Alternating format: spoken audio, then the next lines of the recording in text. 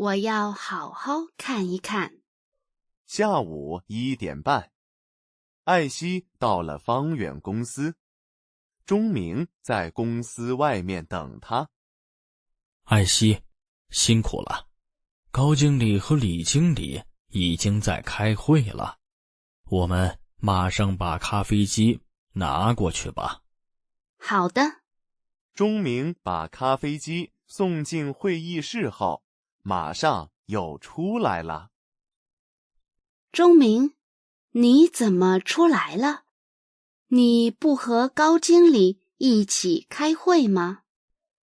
今天的会议，方远公司只有李经理一个人，高经理和他开会就可以了。你第一次来工厂，我带你去方远的车间看一看。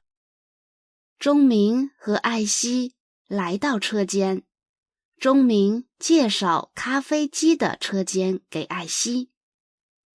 艾希，这就是做咖啡机的车间，你好好看一看。没想到咖啡机是这么复杂的东西，真是不简单。一个咖啡机要经过设计和很多次安全检查，才能走到生产这一步。我明白了，这是设计、工程和生产3个部门一起合作的结果。是的，3个部门，很长一段时间一起工作的结果。从设计到生产需要多长时间呢？短的3个月，长的半年，或者更长时间。太不容易了，我要好好看一看。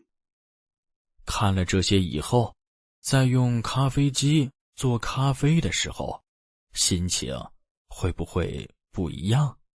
当然会不一样。